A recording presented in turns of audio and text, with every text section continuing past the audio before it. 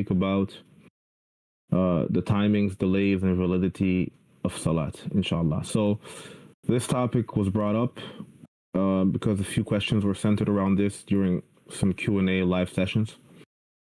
So we thought it would be good to speak about this because, like I mentioned in the Q&A session, that this would require a course.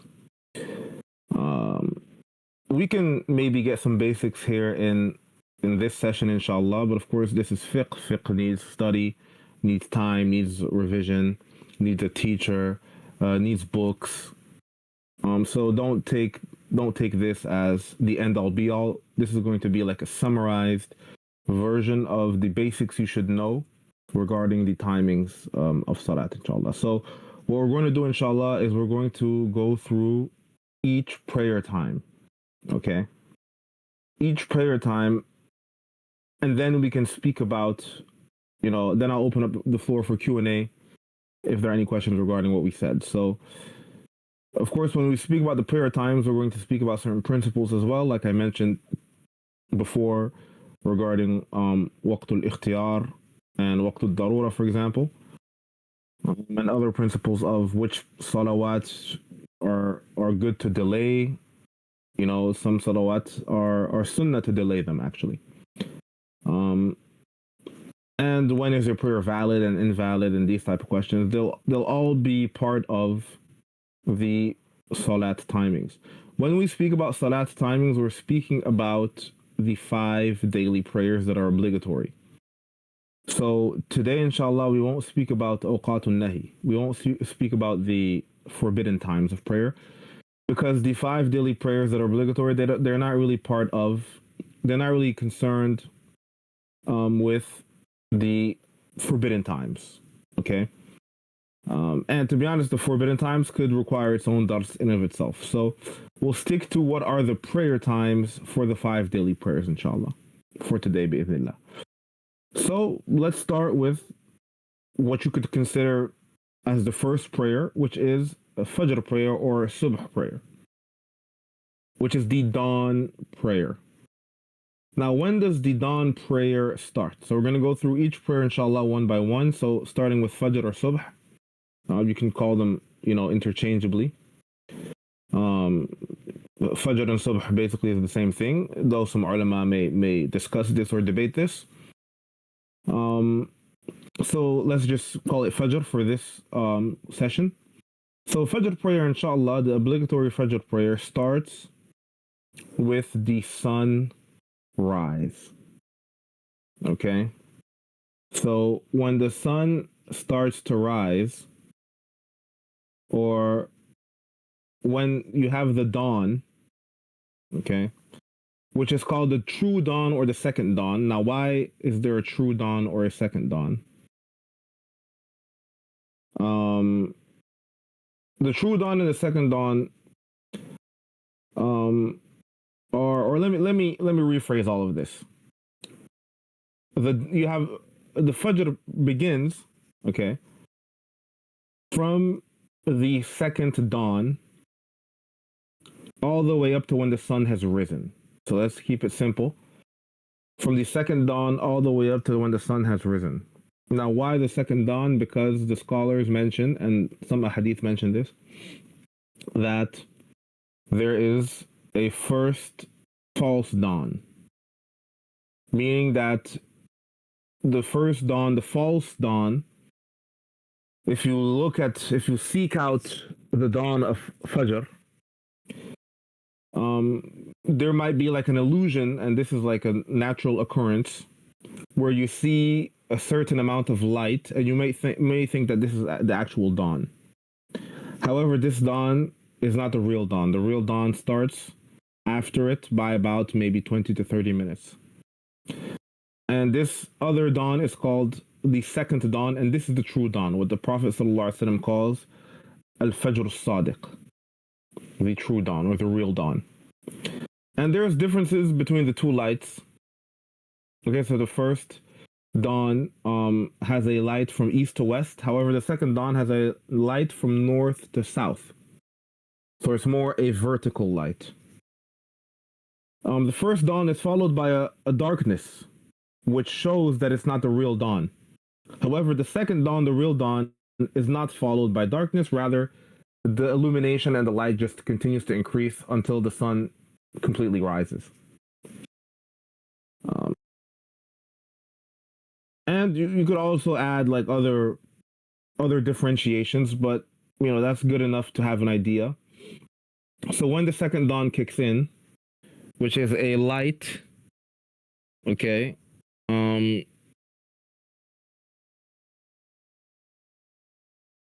which is a light that is connected to the horizon. Once this kicks in, then it's time for Fajr. Okay. And Fajr continues up until what we call Tulu' shams, the full rising of the sun. Meaning now there is light and the sun has risen. Has it risen to its full capacity? Not yet. We're going to get to that. However, it still has risen where you now can see the sun. Before, at the time of the second dawn, the true dawn, you can't really see the sun yet. Now you can see the sun in the sky. This is called Tulu' al-Fajr and also called Shuruq.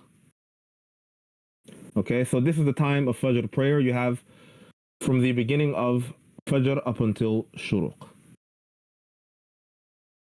Okay. And this is by the ijma' consensus of the ulama in general. There is, however, debate on what is best between what they call taghlis and isfar. So taghlis is to pray in the beginning of the time where it's still kind of dark, and al-isfar is to pray a little bit after the beginning of the time where you can start seeing yellow light, the yellow light of the sun or the orange light of the sun coming in. And the majority of the scholars, they say what's best is taghlis because this is what the Prophet ﷺ used to do, though he may have done isfar, which is to pray just a little bit later. And if he did this, then it could have been for various reasons, maybe to show that there is a wide range of options when it comes to praying Fajr. So there's a second option. You can delay just a little bit. Or maybe for educational purposes, he to teach that this is allowed. It could be for various reasons, but what's known from the Prophet ﷺ is that he used to pray in the beginning of Fajr time where it was still kind of dark, and this is called taghlis. And this is the opinion of the majority of the scholars. Okay. So that's for Fajr time. I'll take questions later, inshallah. Now we move on to Dhuhr time. So when the sun has risen, Shuruq, and you can look into your, for example, applications and see that it says Fajr time and then, it says Shuruq. And Shuruq is the end of Fajr. So if you pray before Shuruq, you have caught Fajr. Your Fajr is valid. You're in the time. After Shuruq, you're out of the time. Okay? So Shuruq is when the sun has risen. Now, the sun continues to rise at that moment. So after Shuruq, the sun continues to rise. And to rise and to rise and to rise and to rise. Until the sun reaches the Zawal, or what is called in English the zenith. Meaning it reaches the highest point. Okay? So the sun will continue to rise until it reaches the highest point. At this very moment, when the sun is at the highest point, if you look at your shadow, you won't really find it. If you look for your shadow, you won't find it. Or if you or if you put a stick into the ground, let's say a 1 meter stick, you're not going to see much shadow for that stick. So this is when the sun is at the highest point. This is the entering of Dhuhr time. Okay, this is the entering of Dhuhr time. So the ulama in general agree that this is the entering of dhuhr time. Once the sun has reached its highest point, which is dhuhr time, the entering of dhuhr time, or the beginning of dhuhr time, it starts to descend, to go back down little by little by little. Okay? So dhuhr time starts when it's at the highest point, the zenith, and the dhuhr time continues until the sun keeps going down little by little by little by little. And at some point, dhuhr time exits and asr time enters, or asr time begins. Now, what point is this? The ulama, they have a way to distinguish this timing. They call it, they say, for example, آخر وقت صلاة الظهر إلى أن يصير ظل كل شيء مثله or مثله. So they say the last time or the ending time of dhuhr is when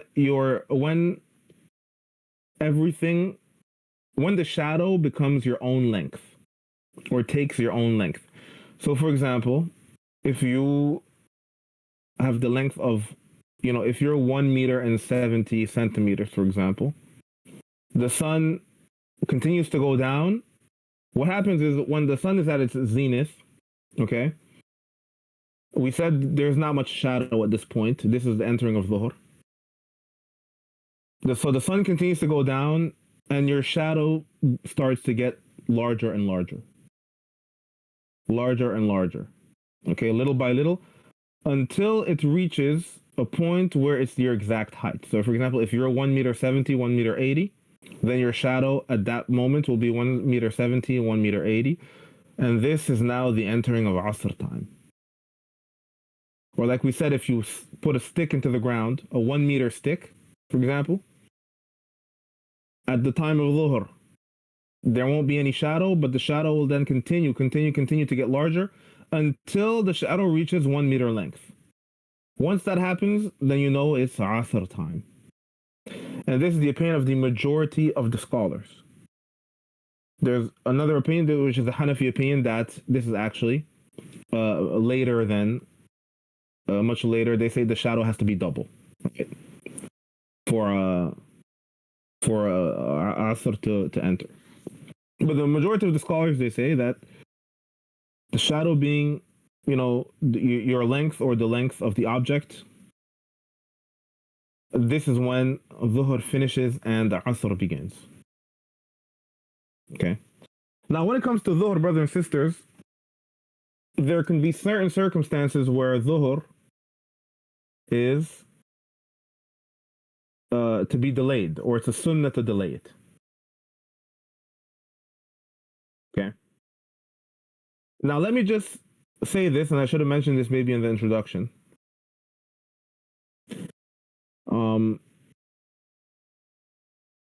The general principle is that salawat should be prayed in the beginning of their time. Okay, the general principle is that salawat should be prayed in the beginning of their time. So when we say it's allowed to delay a prayer from the beginning of its time, then this is going against the general principle. Okay, so the general principle is, once again, that the best is to pray the prayer, afwan, in the beginning of its time. However, in certain circumstances, it is also good to delay dhuhr, which is when the ulama mentioned al-ibrad. And al-ibrad is when the heat of the sun, right? Because at that moment, the sun is at the top, is at the zenith. And the heat of the sun is too powerful. And in certain situations, this can make prayer very difficult. I remember praying in the Masjid Nabawi in Medina around this time, and I could barely do sujood. That's how hot the ground was. So especially if it's summertime or in hot countries, where the sun is banging, or the heat is banging from the sun. Um, the scholars say that it's allowed to do al-ibrad. Why? Because the Prophet ﷺ said, إذا اشتد الحر فأبردوا عن الصلاة. That if the heat has become intense, then do ibrad, which is to delay dhuhr a little bit for the heat to cool down. So this is a circumstance where dhuhr is to be delayed, and that is a sunnah. It's not obligatory, but it's allowed. And some may even say it's preferred, and it's recommended. Now, apart from that, the majority of the scholars, they say that the dhuhr should be prayed, and the best time to pray it is in the beginning of its time. Now we move on to Asr time. So we said that the dhuhr ends when everything is its own shadow, or has the length of or the shadow is the length of the object. So that's when Asr time enters as well. Meaning the ending of dhuhr is the beginning of Asr. So then the sun continues to go down.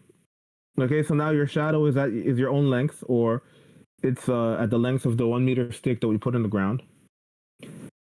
And the shadow continues to get larger and larger and larger and larger because the sun it just keeps going down, down, down.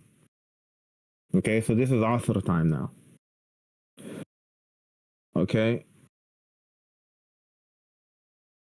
When the sun keeps going down, at one point the shadow will be the double of your length, or the double of the stick. So instead of 1 meter, it'll be 2 meters. The shadow will be 2 meters. Okay. Here are some scholars. They say this is when the preferred time of Asr finishes. Meaning, this is the ikhtiyari time. Now, I mentioned before, and we can recap it here. What is the difference between al-waqt al-ikhtiyari and al-waqt al-daruri? Meaning the preferred time and the necessity time. The preferred time is like it's mentioned in the name, in the title. It is the preferred time, and it's the time where you should pray. What is the necessity time? The necessity time is the critical time near the end of the prayer. And what is the difference between the two? The scholars mention in general that if you delay the prayer into its necessity time, then at this moment, your salat is valid. Okay, so if you pray your prayer, for example, in the necessity time, your prayer is valid. However, you have a sin for the delay, unless you have an excuse for this delay.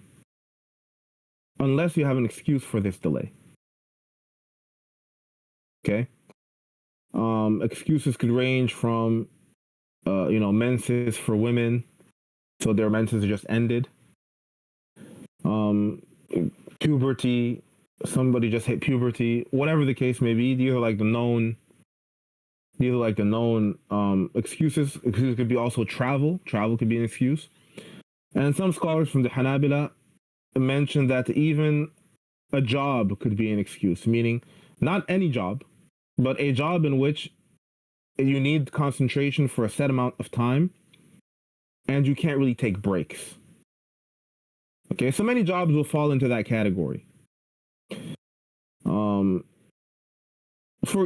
example, of course, this is kind of obvious. For example, somebody who's a surgeon, surgeon needs those few hours and may need to pray in the necessity time, meaning praying near the end of the time to get the surgery done. Some scholars even go larger. They say al-khabbaz, meaning the bread maker. The bread maker, the nature of his job is that he needs to be concentrated to not burn the breads, for example, stuff like this. And hence it's allowed for, in his situation, to pray in the necessity time. Okay? So this concept should be understood. I didn't mention it before because in general, scholars don't really mention. And you have to understand, there's a lot of ikhtilaf, there's a lot of difference of opinion when it comes to, and we're about to see it right now with Asr. But just in general, there's a lot of difference of opinion on what is the preferred time, what is the necessity time. So generally, scholars don't really mention a preferred or necessity time for Fajr, and the same goes for Dhuhr. However, they mention one for Asr. They mention a preferred or necessity time for Asr. So, like I said, once the shadow has doubled, okay, from the length of the object or from your length, then this is when the necessity time begins for Asr. Okay. And this is the opinion of the Shafi'iyya and the Hanabila. However, there's a second opinion, so there's a khilaf. There's a second opinion that the Asr time, the preferred time, is actually longer, and the necessity time is actually shorter. And that actually the sun just keeps on going down, the shadow just gets larger and larger and larger, until you start seeing a orangish or yellowish light indicating that the sunset, is coming soon, which is called Isfirar al-Shams. And this is the opinion of Abu Hanifa and of Malik. And this waqt of Isfirar al-Shams, when you see an orangish type of light in the sky, meaning from the sun. This is about 30 minutes before Maghrib. So basically, some scholars, they say the necessity time starts early, and actually other scholars say the necessity time starts late. And actually, Imam Ahmed had two positions. Yani the Hanbali madhab has two positions on this. The official position is that the necessity time is early, starts early.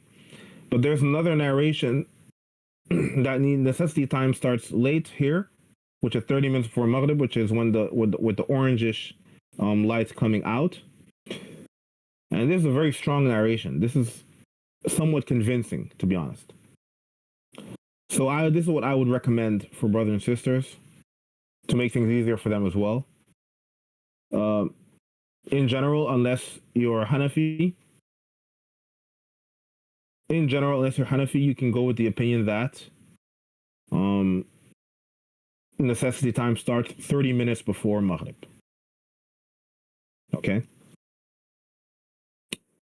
And each madhab has a narration. Even the Malikiya, they have a narration that goes into that effect. So it's mainly the Hanafiya who stick to it's mainly the Hanafiya who stick to that the necessity time is late. Or sorry. Let me rephrase. Okay, maybe I got a little bit confused here. Let me rephrase.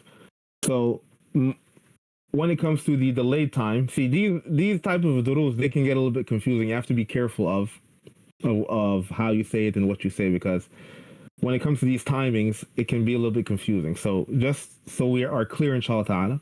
So let's recap. The delayed necessity time is the opinion of the Hanafis, which makes sense because they also say the Asr time is delayed. Okay, and is the opinion of the Malikis. Okay, so this is the opinion that I recommend. So if you're Hanafi, it's not an issue. If you're Maliki, it's not an issue. And if you're Hanbali, it's also not an issue because there's a strong narration that goes to this effect. However, it's the Shafi'is mainly, okay? So this is the correction. It's the Shafi'is mainly that stick to the fact that the necessity time for Asr is what? Is early and not that late. Okay? So if I were to simplify for everybody, you can go with the idea or the opinion, unless you're Shafi'i, right? You can go with the opinion, the idea that your necessity time is 30 minutes before Maghrib. Naam. So if that's clear to everybody, inshallah. If we move on now to Maghrib time, okay, so Maghrib time comes in when the sun starts to set. When the sun starts to set. And the scholars, once again, they have an opinion on, or a difference of opinion on whether the time of Maghrib is muwassa' or غير muwassa'. Meaning, is it wide or is it short? So, is the time of Maghrib wide? Is it broad in scope? Or is it short? Okay. And once again, you'll find different opinions here. It's the Malikis, for example, and the Shafi'is are known for this, that they say the preferred time for Maghrib is short. The Malikiya, for example, say the preferred time for Maghrib is pretty much the time for the adhan, the time to make wudu or ghusl, the time to do some adhkar, the time for the iqamah, which is basically 15 to 20 minutes. That's the preferred time. So the Malikis are very quick when it comes to Maghrib. In fact, you will notice in some Maliki countries that during Ramadan, they usually don't delay Maghrib due to fast or due to breaking your fast. So they break their fast with a date and they pray right away. Okay, and in certain countries, they actually delay a little bit. They eat well, maybe 30, 40 minutes after they pray Maghrib. So for the Malikiya and the Shafi'iyya, this is not allowed. You have to pray in the preferred time unless you have an excuse. As for the other scholars, most notably the Hanafis and the Hanbalis, they take the opinion that Maghrib time is wide. Okay, it's long. So you can take your time if there is need to take time. And it's from the sunrise up until, so the scholars agree, from the sunrise up until the ghurub al-shafaq. Meaning up until the red light of the sunrise disappears. Sorry, of the sunset. So let me rephrase. When the red light of the sunset disappears, this is the end of Maghrib and the entering of Isha. Okay? So that's basically when it's dark. So Isha starts when it's dark, meaning the Ghiyab al-Shafaq, meaning the red light of the sunset has disappeared. And now the scholars differ on what is the preferred time of Isha.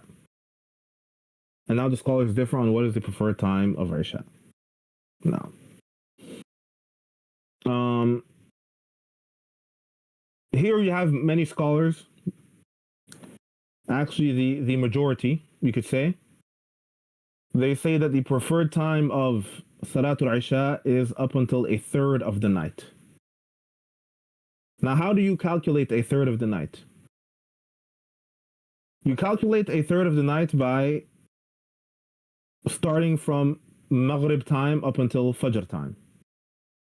So if, for example, there are 10 hours, okay, between Maghrib time and Fajr time, then a third of the night would be around 3.5 hours. Okay, so Isha starts and the preferred time is up until a third of the night. So it could be 3 hours in some cases, 4 hours. Sometimes the night is short, so it could be 2 hours, and so on and so forth. So if the night is 6 hours, it's 2 hours. So this is the opinion of the majority. The other opinion is that it's up until the half of the night. So this is not midnight, as some people may understand it, not the midnight that we understand, but midnight or the half of the night taking the same exact calculation method. So for example, if Maghrib time up until Fajr is 10 hours, like we said, then the middle of the night or the half of the night is 5 hours. Or a shorter night is less than that. So for example, if the night is 6 hours, then the preferred time is up until 3 hours. That's half. And so on and so forth. So for example, if somebody starts, if their Isha starts at 10 p.m., and the night is 6 hours long, or let's say 8 hours long, then the middle of the night is 2 a.m. 4 hours is, 8, half of 8. And so on and so forth. This is the Hanafi opinion. And this is a very popular opinion because it was popularized by some of the great classical scholars, such as Ibn Taymiyyah, rahimahullahu ta'ala. A lot of people think that this is the majority opinion, but it's not. It's the Hanafi opinion, and it was popularized by many classical scholars. And most madhahib, they have a narration that agrees with this opinion. Now, so that is the preferred time of Isha. Necessity time starts after that. So depending on which opinion you take, either a third of the night or half of the night. After that is necessity time up until Fajr. Aywa. Something we can mention as well, the Zahiri madhab, they don't agree. The Zahiri madhab does not agree with the concept of preferred time and necessity time. Meaning, the Zahiri madhab says Isha prayer is up until Fajr prayer. There is no necessity time and no preferred time. They say the exact same thing for Asr time. And they say the same thing for Maghrib and the same thing for Fajr and the same thing for Dhuhr. But the Zahiri madhab, they contradict the majority of the ulama of the madhahib on this issue. So if we are to recap everything we said, the prayers in which I've mentioned a necessity time, okay, which is near the end of the time, if you pray in these timings, which is the necessity times, your prayer is valid, but you have a sin for the delay unless you have an excuse. Okay? If you pray outside of the time of the prayer, meaning completely outside, you are only excused if you forgot or you were sleeping. Or basically you did not have the conscious, you were in a coma or something like this. You did not have the conscious ability to pray. You forgot, or you slept, or you were in a coma, or something like that. However, if you do so purposefully, meaning if you pray outside of the time purposefully, such as, for example, praying Asr time after the sun has already started setting, then this, according to the majority of the scholars, is a major sin if you do so purposefully. It's a major sin, and a minority of scholars even considered it to be kufr. But Allahu Alam, the strong opinion is that it's a major sin. But just the fact that some scholars considered it to be kufr should scare us into taking the timings seriously. Okay? One option when it comes to validity of prayer, so of course majority of scholars are afwan, they say the prayer is still valid even if you pray after its time. But certain scholars, the Zahiri, for example, madhab, they say it's not even valid after the time. Just like you can't pray before the time, you can't pray after the time. But the majority of scholars say, no, you have to catch that up. And it's valid, but not valid as you having done the prayer in time, but as you having caught it up. Hope that's clear, inshallah, azza wa jal. One of the options that we have to make things easier for us, according to some scholars, is the possibility of combining the prayers, of jamr. Combining the prayers can only be done for Dhuhr and Asr. So Dhuhr and Asr can be combined, and Maghrib and Isha. Maghrib and Isha can be combined. Okay? But we can't, there's no other combination, so you can't do, for example, Maghrib, Asr and Maghrib, or Isha and Fajr. So that can't work. You can only combine Dhuhr and Asr and combine Maghrib and Isha. This combination is clear when you are traveling, meaning you're allowed to do so when traveling. However, the scholars also say you're allowed to do so in times of difficulty.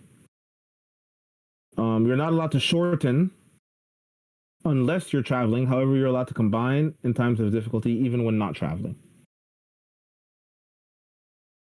So, for example, in a situation, difficult situation, you're allowed to combine Dhuhr and Asr. And this would make the prayers not only valid, they would be valid. Okay. Here, the situation would necessitate that, or maybe make life easier for you to combine. And hence, here, what happens is that it's as if, so basically, the two times become one global time. So if you make the intention of combination, the two times become one global time. So if, for example, let's say Dhuhr is at 1 p.m. and I make the Dhuhr is at 1 p.m. and Asr finishes at 5 p.m. Okay? I can pray Dhuhr and Asr together at any moment from 1 p.m. to 5 p.m. From the beginning of Dhuhr until the end of Asr. Hope that's clear, inshallah. If you prayed in the beginning, it's called Jam'u Taqdeem, and if you pray near the end, it's called Jam'u Ta'khir. Combination of early combination or delayed combination. But basically, making the intention of combining makes the two times one global time. So from beginning of Dhuhr all the way to the end of Asr, it's one time. So even if you pray what would technically be outside of the time, because if you pray Asr in the beginning, that would be outside of the time. Because it's combination, then it's as if you prayed in its time, because it became one global time for both prayers. I hope that's clear. Of course, when you combine, you have to pray both prayers back to back. Combination does not mean you pray Dhuhr and then you do something else for like 1 hour and then you come back and you pray Asr. That would not work. Combination means you have to pray the two prayers back to back. What's the dalil for this? The hadith of Ibn Abbas in Sahih Muslim, where the Prophet ﷺ, as narrated by Ibn Abbas, combined between Dhuhr and Asr, Maghrib and Isha, whilst he was in Medina. And there was no particular rain or no particular travel or nothing like that, as narrated by Ibn Abbas. When they asked him why the Prophet ﷺ would do so, he replied, أَرَادَ أَنْ لَا يَحْرُجَ أُمَّتَهُ. He wanted to not make things for his ummah difficult. So the Prophet ﷺ gave us a ease, something to facilitate us, by him doing so. What many Muslims do wrong. Okay, what many Muslims do wrong is that they delay. For example, if they're outside, or they couldn't pray, or to them they couldn't pray. They thought they couldn't pray. They're like, oh, I'll just catch up later. I'll just catch up tonight.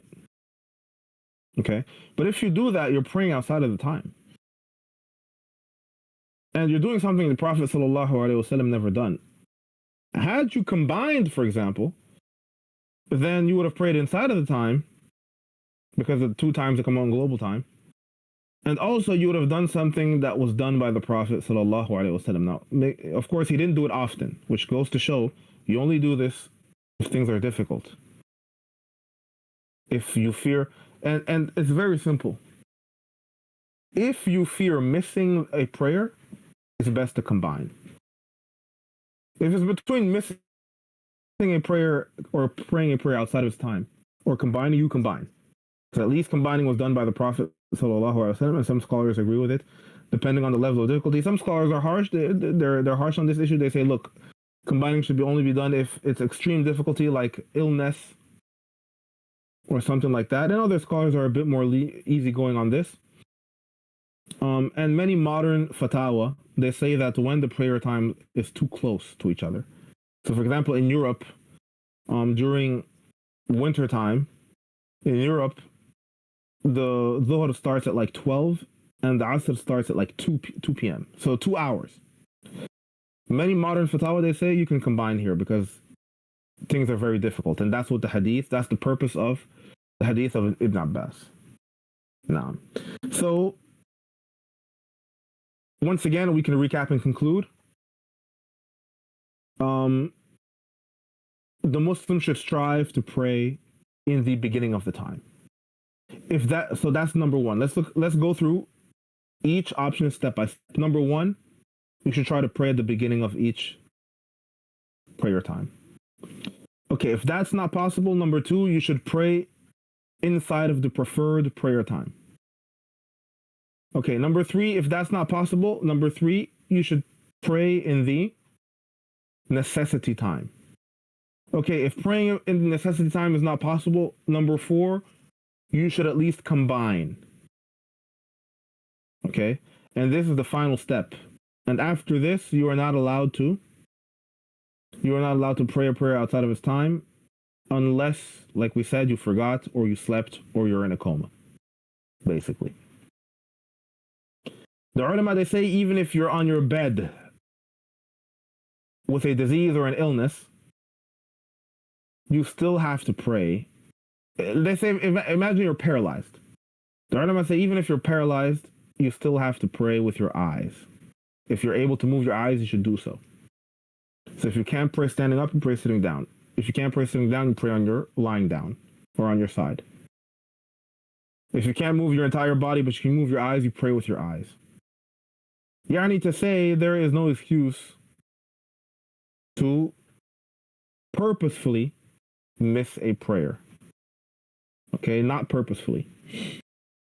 And this is a far contrast to what many Muslims do, which is like, oh, I'm outside. I don't know, I can't really pray. I'll just catch it up tonight. Or oh, I'm doing sports. I feel I don't feel like I need to take a shower. I should probably take a shower. Oh, I'll just do it tonight. I don't think a lot of people understand how important the timing of the prayer is. Some madhahib, they say if you have like the Malikiya, for example, they say if you have a najasa on your thobe and the time is ending, you can pray naked. You know how many Muslims would act in that situation? They'd be like, I'll just catch up later. Subhanallah. When you read fiqh and the fiqh books and you see what many Muslims are up to today, it's like a complete contrast, complete contradiction. So I'll end inshallah and take questions. I'll open up the floor for Q&A. أقول قولي هذا استغفر الله لي ولكم فاستغفروه إنه هو الغفور الرحيم وآخر دعوانا أن الحمد لله رب العالمين.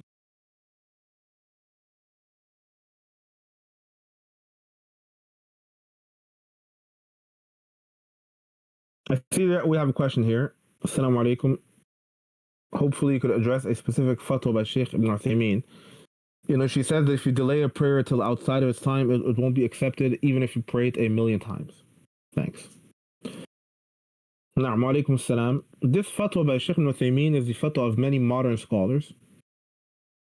And this is the Zahiri opinion. Many modern scholars, they take the Zahiri opinion, which says that just like you can't pray before the time of a prayer, then you can't pray after the time of a prayer.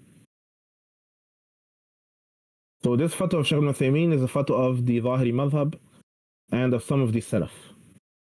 Some of the Salaf held opinions that go in line with this, general idea.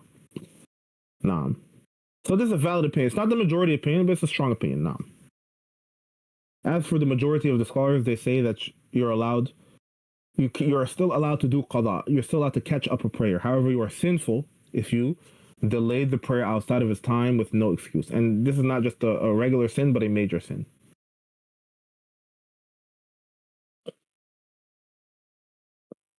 Okay, sister asks, are we always allowed to combine the prayers without excuses? You're allowed to combine the prayers according to certain scholars if there are difficulties. So when it comes to combination, the better wording to use is the wording of difficulty. Because you might not have an excuse, but you might have a difficulty. And it's not always the same. Okay? So you always need at least a difficulty to combine prayers. If you don't, then it's not allowed. If you don't have any difficulties, then it's not allowed. No. Now difficulties could be different, could range. There could be a broad type. The difficulty could be based on your job, for example. If that's your source of income, and you have no other source of income, you can't lose your job. You're allowed to combine. If, for example, according to some scholars, but not all scholars agree with this. But at least the evidence is strong. You have a hadith in Sahih Muslim. And once again, the scholars, if they differ on the level of difficulty. But yeah, job, school. For a person who can't, for whatever reason, it's very difficult to pray the prayers on time. Maybe sometimes the time is not long enough, such as is the case in Europe during the winter. Here, combining is allowed by certain scholars. But if there is no difficulty, if you're just sitting on your couch, playing video games, watching TV, looking at Instagram, then here, and you're just wasting time away, here you're not allowed to combine, you're not allowed to pray in necessity time, you have to pray on time, in the preferred time. Now, the next question, Shaykh, for Tahajjud prayer, is it important for one to wake up and pray, or they can pray even without waking up from sleep? Now, this is a good question. When it comes to night prayer, it's not a condition of night prayer that you sleep. Night prayer is general for any night prayer, even if you decide to stay up. Certain scholars, they consider that if you sleep, that is better. That's more rewarding. If you sleep and then wake up for night prayer. Okay. But it's not a condition. No. So I hope that's clear, inshallah azza wa jal. Any other questions? Okay. I think we're going to end here for the questions. I hope everything was clear. Jazakumullah khairan to you all. And I hope to see you soon, inshallah ta'ala. Assalamu alaikum wa rahmatullahi wa barakatuh. Wa akhiru da'wana. Alhamdulillahi rabbil alameen.